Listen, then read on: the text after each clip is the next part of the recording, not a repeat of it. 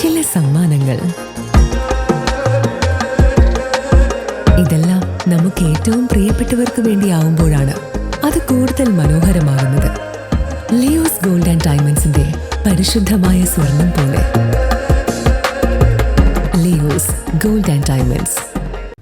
ഉത്സവാന്തരീക്ഷത്തിൽ കൃഷിപ്പാട്ടിൻ്റെ ആരവത്തിൽ കുമ്പളങ്ങാട് പാടശേഖര സമിതിയുടെ കൊയ്ത്തുത്സവം 2025 നടന്നു. വടക്കാഞ്ചേരി നഗരസഭ വൈസ് ചെയർമാൻ PN സുരേന്ദ്രൻ കൊയ്ത്തുത്സവം ഉദ്ഘാടനം ചെയ്തു.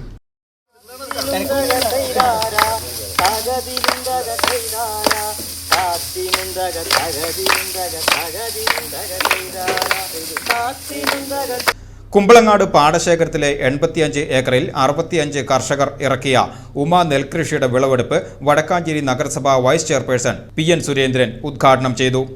പാടശേഖരം എന്ന് പറഞ്ഞാൽ ഒരു യോജിപ്പിന്റെ ഒരു കൂട്ടായ്മയുടെ കേന്ദ്രമാണ്. എല്ലാ കൃഷിക്കാരും ഒന്നായി നിന്നാൽ ഇപ്പോൾ ഇവിടെ നേരത്തെ സൂചിപ്പിച്ചു, ഇപ്പൊ നഗരസഭയില് ഒരു വർഷം ഏകദേശം 1.25 കോടി രൂപയുടെ പദ്ധതിയാണ് വെക്കുന്നത്. വടക്കാഞ്ചേരി നഗരസഭയിലെ ഏകദേശം 800 ഏക്കറാണ്. ഈ മേഖലയ്ക്കകത്ത് 800, ആ മേഖലയ്ക്കകത്ത് 900 ഏക്കറയാണ് കൃഷി ചെയ്യുന്നത്. അപ്പൊ ഇതിനാവശ്യമായ രീതിയിലുള്ള 1.25 കോടി രൂപ നമ്മൾ വെക്കുമ്പോൾ അവർക്ക് ആവശ്യമായിട്ടുള്ള വിത്ത് കൊടുക്കാൻ, അവർക്ക് ആവശ്യമായിട്ടുള്ള കീടനാശിനികൾ കൊടുക്കാൻ, അവർക്ക് ആവശ്യമായിട്ടുള്ള മറ്റ് സംവിധാനങ്ങൾ ഒരുക്കാൻ ഒക്കെ ആണ് ഈ പദ്ധതി നമ്മൾ നിർവഹിക്കുന്നത്.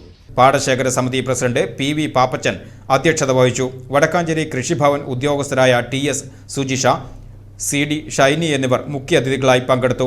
4ാം വാർഡ് കൗൺസിലർ KV സതീഷ്, 5ാം വാർഡ് കൗൺസിലർ E കൃഷ്ണനുണ്ണി, 6ാം ward councillor MM Mahesh, Wadakkancherry block ADC MM Velayudhan, പാടശേഖര സമിതി സെക്രട്ടറി M രാമചന്ദ്രൻ, ഗ്രാമീണ വായനശാല പ്രസിഡന്റ് K സേതുമാധവൻ, ഗ്രാമീണ വായനശാല secretary KK Jayaprakash, K Subhash തുടങ്ങിയവർ പങ്കെടുത്ത് സംസാരിച്ചു. പാടശേഖര സമിതി അംഗങ്ങൾ, കർഷകർ തുടങ്ങിയവർ ചടങ്ങിൽ പങ്കെടുത്തു.